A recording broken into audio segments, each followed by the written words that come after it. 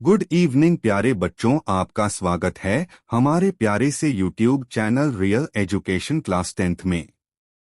मैं आशा करता हूं कि बच्चों आप सभी अच्छे होंगे और अपना पढ़ाई अच्छे से कर रहे होंगे। बच्चों, अगर आप इस चैनल पर नए हैं तो इस चैनल को सब्सक्राइब जरूर कर लें और साथ ही बेल आइकन को ऑल पर सेट कर लें, जिससे कि आने वाली वीडियो का नोटिफिकेशन सबसे पहले आप तक पहुंचे। प्यारे बच्चों, आज हम लोग एक नई क्लास पढ़ेंगे जिसमें शिक्षा और संस्कृति पाठ का फुल स्टोरी वीडियो कराया जाएगा। बच्चों, अगर आपको ये वीडियो अच्छा लगे तो एक लाइक जरूर करें और साथ में चैनल को सब्सक्राइब करना न भूलें। बच्चों, अब हम अपनी नई क्लास शुरू करते हैं। शिक्षा और संस्कृति पाठ का सारांश लिखें। लेखक परिचय। लेखक का नाम महात्मा गांधी। जन्म 2 अक्टूबर 1869 ईशून्य पोरबंदर, गुजरात। मृत्यु 30 जनवरी 1948 ईशून्य, नई दिल्ली।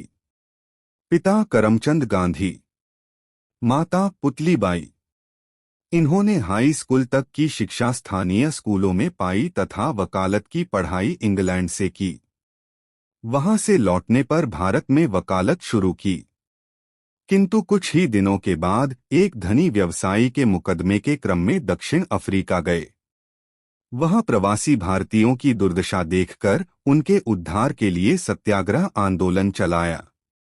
1915 में भारत आए तो इन्होंने देशवासियों को पराधीनता से मुक्ति दिलाने के लिए अहिंसा आधारित सत्याग्रह करने का मंत्र दिया।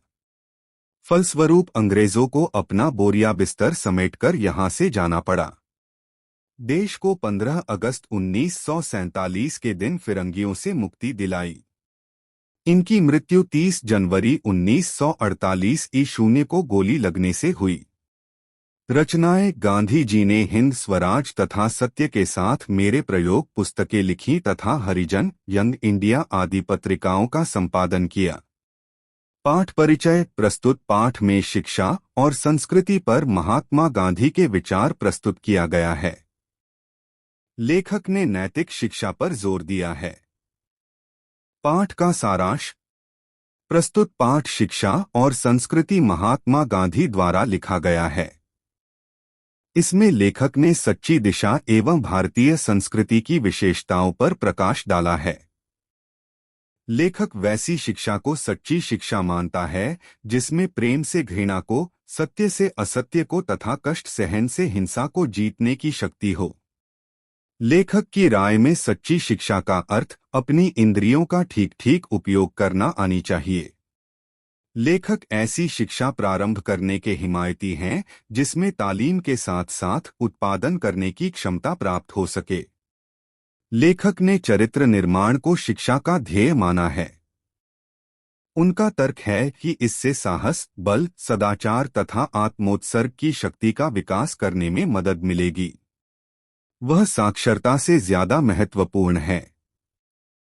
लेखक का यह भी कहना है कि यदि व्यक्ति चरित्र निर्माण करने में सफल हो जाता है तो समाज अपना दायित्व स्वयं संभाल लेगा।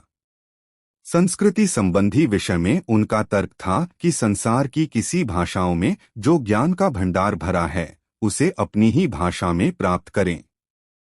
लेखक का यह भी मानना है कि किसी दूसरी संस्कृति को जानने से पहले अपनी संस्कृति का ज्ञान होना आवश्यक है। तभी दूसरों की संस्कृति समझना उचित होगा, क्योंकि हमारी संस्कृति इतनी समृद्ध है कि दुनिया में कोई भी संस्कृति इतनी समृद्ध नहीं है। देश के भावी संस्कृति के बारे में लेखक का कहना है कि यदि दूसरी संस्कृति का बहिष्कार किया जाता है तो अपनी संस्कृति जिंदा नहीं रह पाती। हमारी संस्कृति की विशेषता है कि हमारे पूर्वज एक दूसरे के साथ बड़ी आजादी के साथ मिल गए। हम लोग उसी मिलावट की उपज हैं। लेखक की सलाह है कि साहित्य में रुचि रखने वाले हमारे युवा स्त्री पुरुष संसार की हर भाषाओं को सीखें तथा अपनी विद्वता का लाभ भारत और संसार को सुभाष चंद्र बोस तथा रविंद्रनाथ टैगोर की तरह दें, किंतु अपनी भाषा तथा धर्म का त्याग न करें। हमारी संस्कृति विविध संस्कृतियों के सामंजस्य की प्रतीक है। इसमें प्रत्येक संस्कृति के लिए उचित स्थान सुरक्षित है।